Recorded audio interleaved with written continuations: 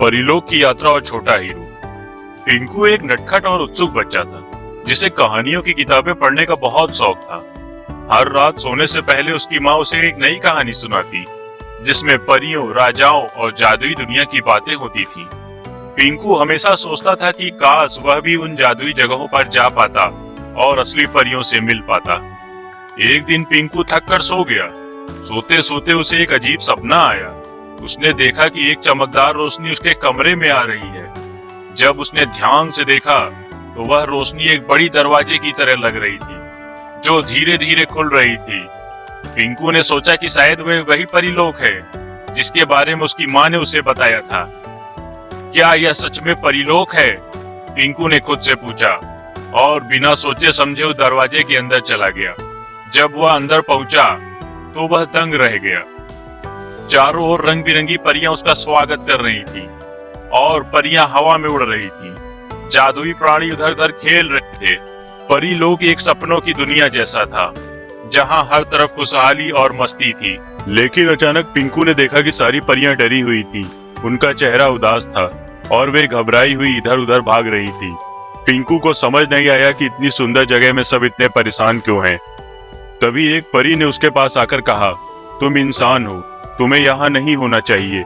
बुरी जादूगरनी हमें कैद करने वाली है और हम सब उसकी जादू की शक्ति से बहुत डरते हैं। पिंकू ने हैरानी से पूछा, बुरी जादूगरनी? वह कौन है? परी ने बताया, वह एक शक्तिशाली जादूगरनी है जिसने परिलोक पर कब्जा कर लिया है।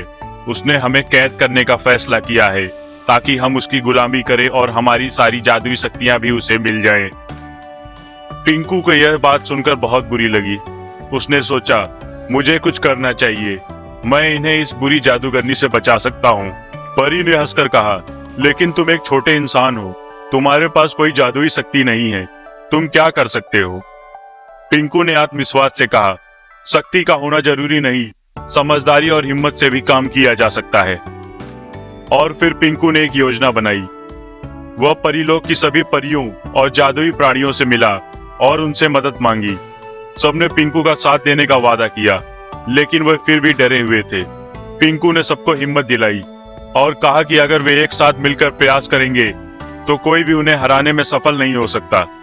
आखिरकार वह दिन आ गया जब बुरी जादूगरनी ने अपनी जादुई महल से बाहर आकर सभी परियों को पकड़ने का आदेश दिया।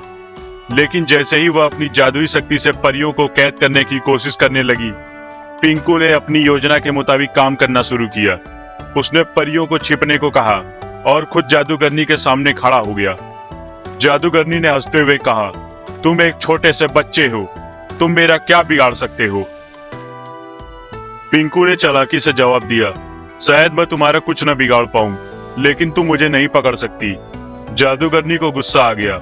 उसने अपनी सारी शक्ति पिंकू को पकड़ने पर इस्तेमाल कर दी। लेकिन जैसे ही उसने अपना जादू किया, परियों ने एक साथ आकर अपनी शक्ति से उसे कमजोर कर दिया। पिंकू ने अपनी समझदारी से जादूगरनी को एक ऐसी जगह पर खड़ा कर दिया जहां उसकी जादुई शक्ति काम नहीं कर सकती थी। पिंकू ने परियों के दिए हुए जादुई शक्ति से बुरी जादूगरनी को उलझा कर रख दिया। जादूगरनी का दिमाग बंद हो गया, वह असहाय हो गई। जादूगरनी की शक्ति खत्म हो गई और वह बेबस हो गई। परिलोक फिर से आजाद हो गया। सभी परियां पिंकू की बहादुरी की तारीफ करने लगी। परिलोक की रानी ने पिंकू से कहा, तुमने न सिर्फ परिलोक को बचाया है, बल्कि यह भी दिखाया है कि हिम्मत और समझदारी से भी बुराई को हराया जा सकता है। तुम सच में हमारे छोटे हीरो हो। रानी पिंकू को उसके घर पर छोड़ने आई और रानी ने पिंकू को एक जादुई तोहफा दिया जो उसकी बहादुरी की याद दिलाता रहेगा।